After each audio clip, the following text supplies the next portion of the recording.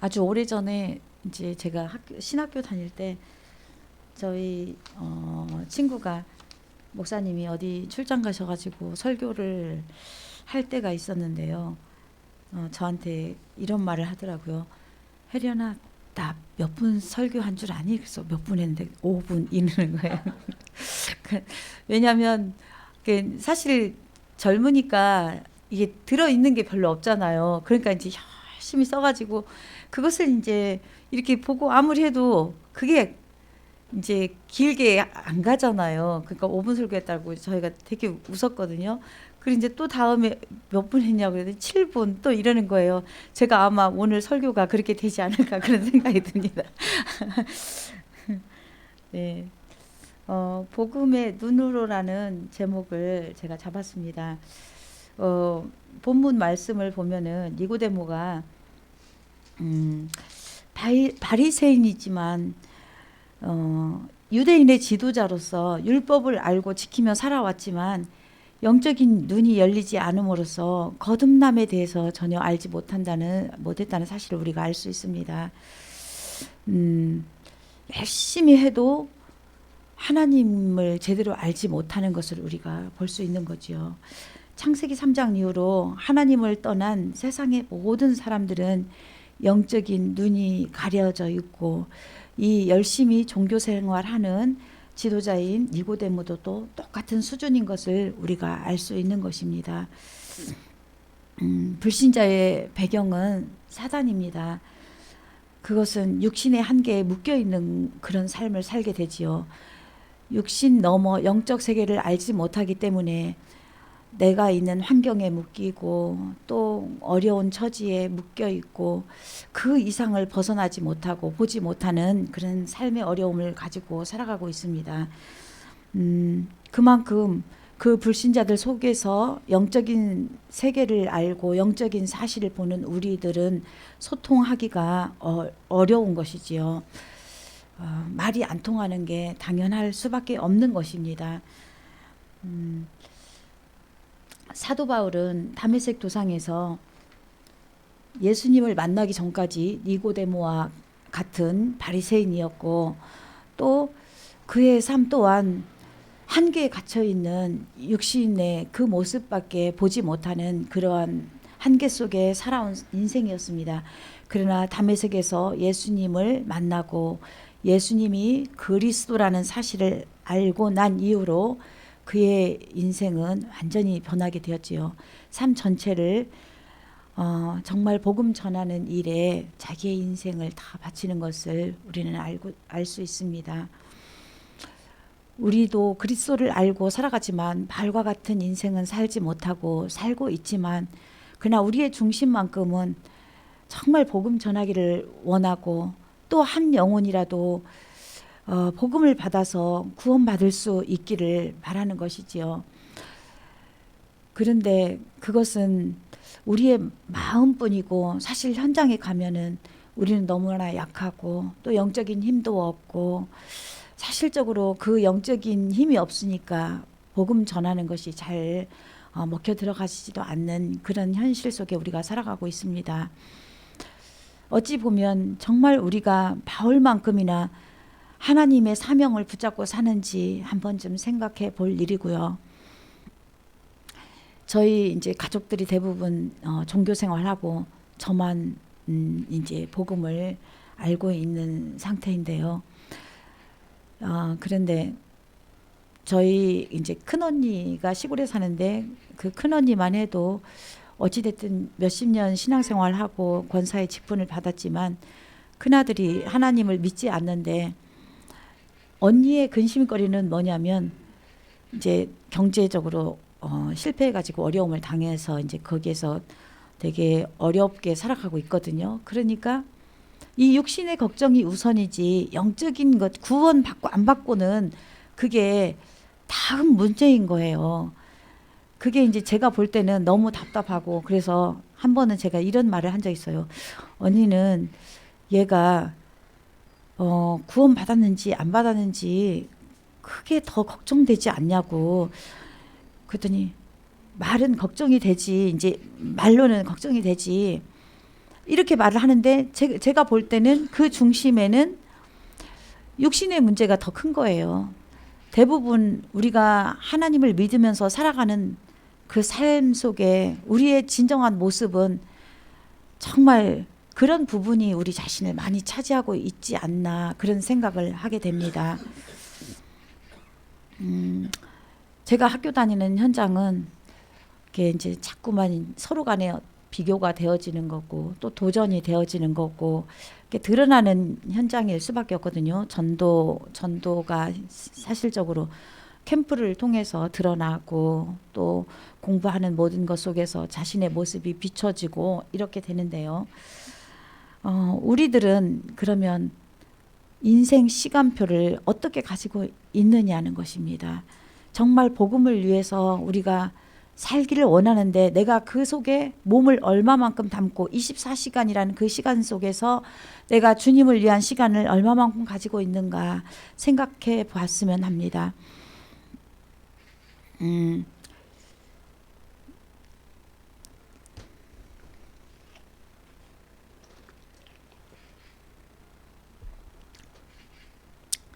우리가 나가서 전도하기는 어려울 수 있습니다. 그러나 나 자신을 살리는 영적인 상태를 하나님 앞에 바르게 만들기 위해서는 정말 영적 상태를 잘 만들어 가야 되는데 말씀과 기도의 삶, 또 전도를 정말 마음에 품고 기도하는 그 삶이 우리의 중심에 얼마만큼 24시간 속에서 내가 주님을 향해 드려지는 시간이 얼마나 되는지 한번 생각해 봤으면 합니다. 그 속에서 우리가 지속하고 집중만 한다면 하나님은 아나니아를 통해서 바울을 변화시켰던 것처럼 우리를 통해서 우리와 관계된 현장들을 하나님께서는 변화시켜 가실 거라 생각합니다. 주님의 계획, 그것이 우리의 인생의 여정 속에 정말 있기를 바랍니다. 하나님 앞에 사울왕은 부름을 받았습니다. 그러나 그는 하나님의 시간표를 붙잡지 못하고 하나님의 소원을 가지지 못하고 사람 눈치 보면서 결국 그 왕의 자리를 다윗에게 내줄 수밖에 없었지요. 우리가 전도가 되어지지 않는 이유, 아직 교회가 빈자리가 많은 이유, 우리는 다 생각하고 또 마음으로 정말 간절히 기도하고 우리가 꿈에도 소원은 통일이 아니라 정말 전도이고 또 교회의 부흥이고 우리가 그 가슴을 모든 한 사람 한 사람 다 가지고 계시리라 생각합니다. 그것은 정말 변함없는 우리의 마음, 목사님을 비롯한 모든 성도님들의 마음일 것이라 생각합니다. 그러면은 제가 좀 전에도 말씀드렸지만 그 마음만큼 나는 하나님을 향해서 얼마만큼 시간을 드리는가, 주님이 기뻐하시는 그 시간을 얼마만큼 드리는가, 그런 생각을 한번 한 주간 생각하시기를 바랍니다. 영적 사실을 알지 못해서 인생의 영적인 답을 찾지 못하고 살아가는 사람들의 모습을 볼 때마다 우리는 복음으로 답을 주길 원하지만 그러나 거부하는 사람들이 정말 많다는 사실을 우리는 현장에서 봅니다. 저희 전도 캠프를 하는데요, 목요일마다 가거든요. 근데 이제 제가 딱 배정받은 곳이 한 곳 있는데 그분은 이제 암이 걸렸어요. 유방암이에요, 그분이. 그리고 한 지금 2년이 넘었는데 이제 일을 하다가 그만두셨거든요. 근데 이제 그 교회 그분이 어디에 사시냐면 교회하고 집하고 원래 사택으로 돼 있어 갖고 딱 붙어 있어요. 한 건물로. 그러니 교회 가기가 쉽잖아요. 근데 이제 아프고 나서 교회를 좀 다녔는데 코로나 때문에 교회를 이제 다니지 않았다고 그러더라고요. 멈췄는데 목사님이 그분을 한번 찾아봤으면 좋겠다 해서 제가 그분을 찾아가게 됐습니다. 이제 같은 교회에 짝이 되는 전사님하고. 근데 이제 반갑게 맞아 주셨어요. 그리고 이제 예배를 하고 기도를 하는데 갑자기 제 눈에 물이 탁 뿌려지는 거예요.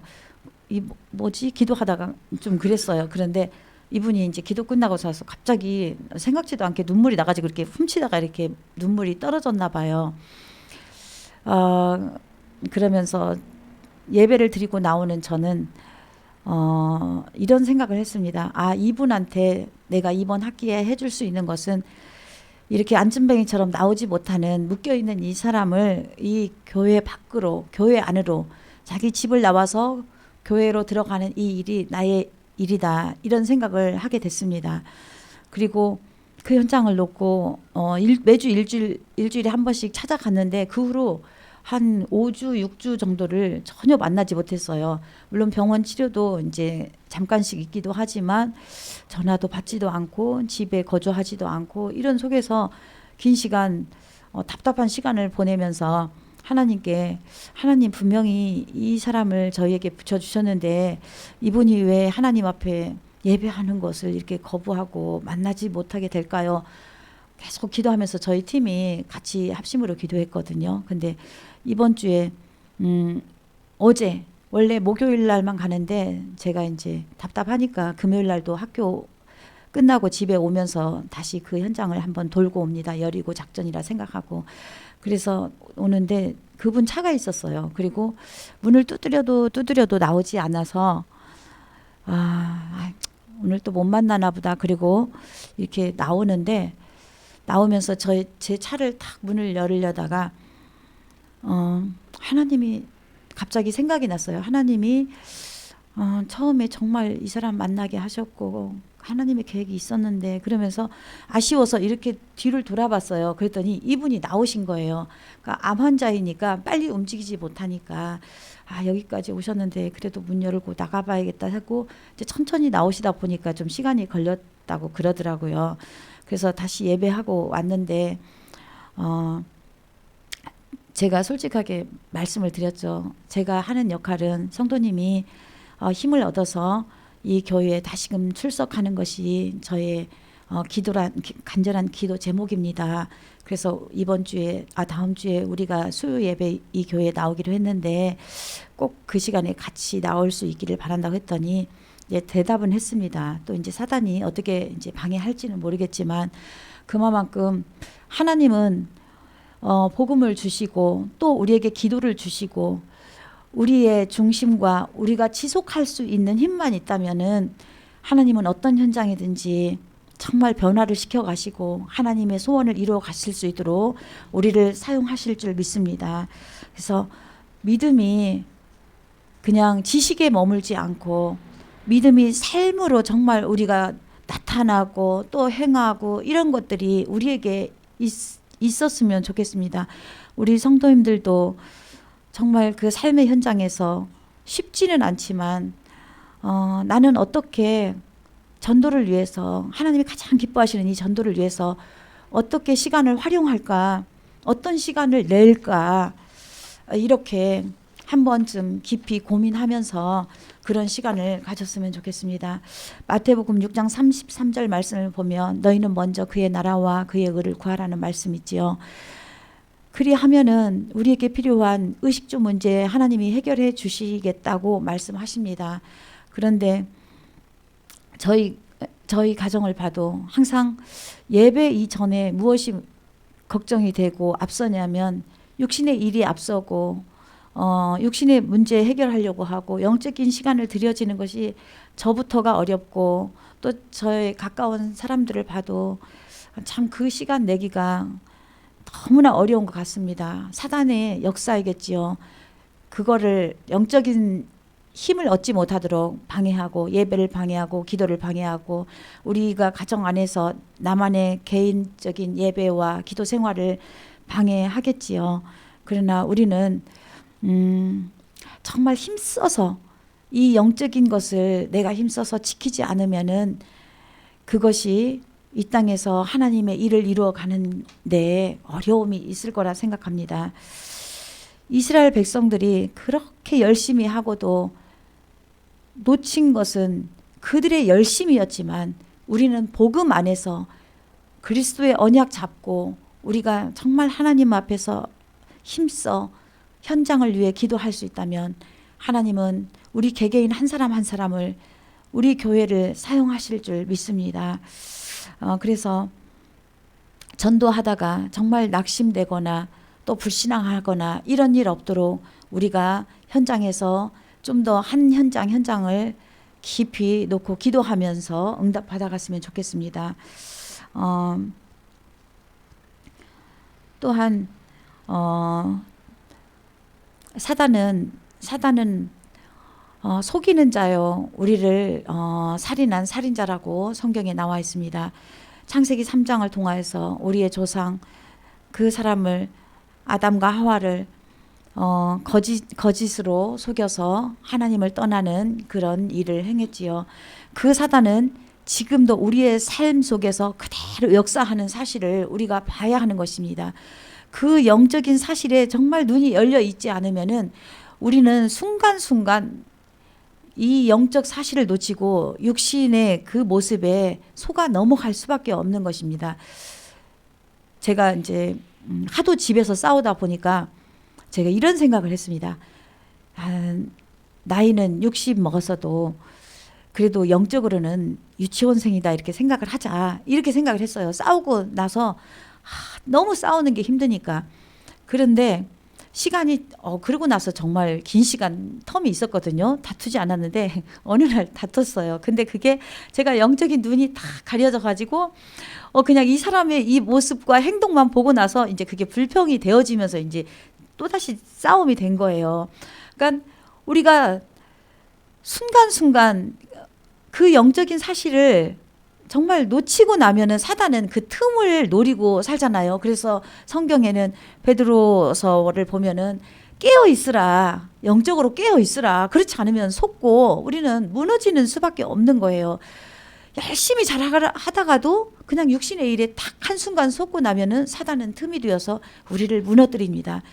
단지 뭐냐면 저에게 그 시간을 이제 싸웠어도 그게 이제 저에게 크게 막, 예전에는 입을 뒤집어 쓰고 있는 그런 수준이었는데 지금은 또 속았구나 이제 이렇게 생각하고, 그것 때문에 마음 상하지 말자, 툴툴 털어버린 그 시간이 이제 빠르다는 거, 그게 이제 감사한데요.